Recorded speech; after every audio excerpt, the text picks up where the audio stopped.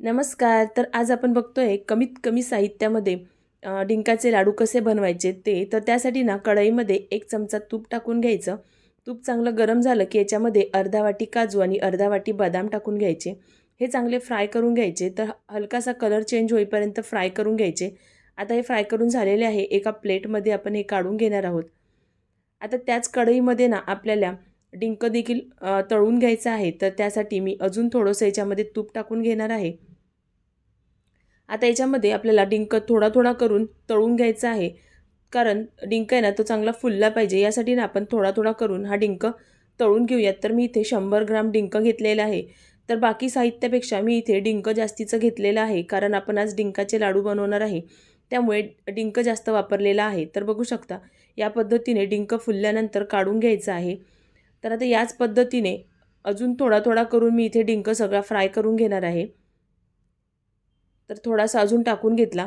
तर खूप जास्त एकसोबत टाकायचं नाही आहे, अगदी थोडा थोडाच इथे फ्राय करून घ्यायचा आहे. तर आता इथे बघू शकता सगळा डिंक आहे ना मी इथे तळून घेतलेला आहे.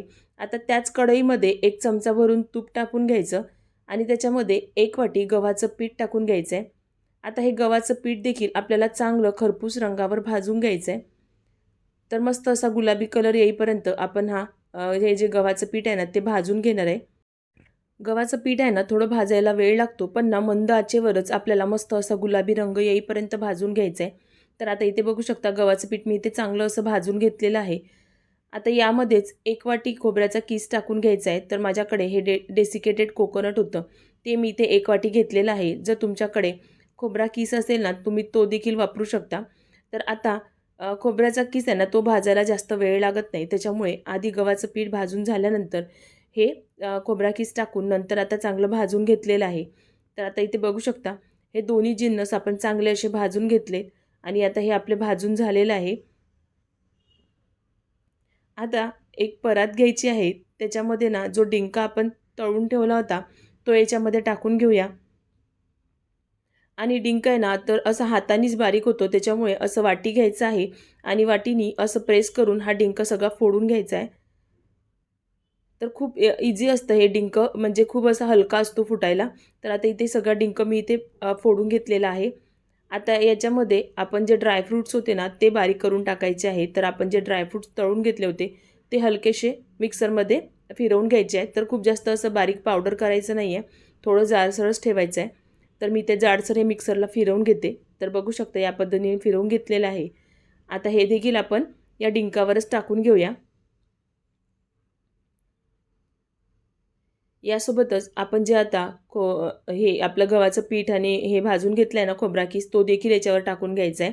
आता हे चमच्याने आपण मिक्स करून घेऊ. तर आता आपल्याला गुळाचा पाक करून घ्यायचा आहे. तर आता हे चांगलं मिक्स करून झाल्यानंतर आपण गुळाचा पाक करून घेऊ.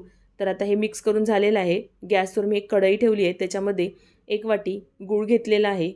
त्याच्यामध्ये फक्त थोडंसं पाणी टाकून घ्यायचं, म्हणजे गूळ वितळला पाहिजे आणि खाली लागला नाही पाहिजे, यासाठीच थोडंसं पाणी टाकून घ्यायचं आहे.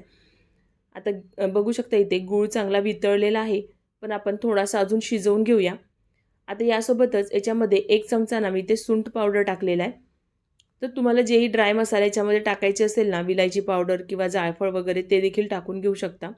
तर सुंठाचे फायदे खूप असतात, म्हणजे ओलं अद्रक असतं ना त्याच्यापेक्षाही जास्त याच्यामध्ये फायदे असतात.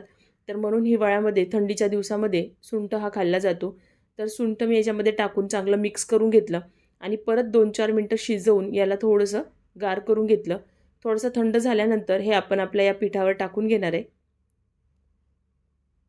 आता हे थोडंसं गरमच आहे, त्याच्यामुळे आधी चमचाने मिक्स करून घेऊया.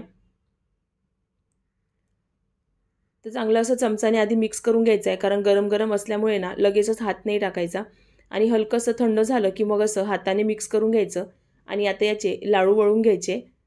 तर बघू शकता या पद्धतीने सगळे मी इथे लाडू वळून घेते. तर बघू शकता खायला अप्रतिम लागतात आणि आपण याच्यामध्ये डिंकाचा जास्त वापर केलेला आहे.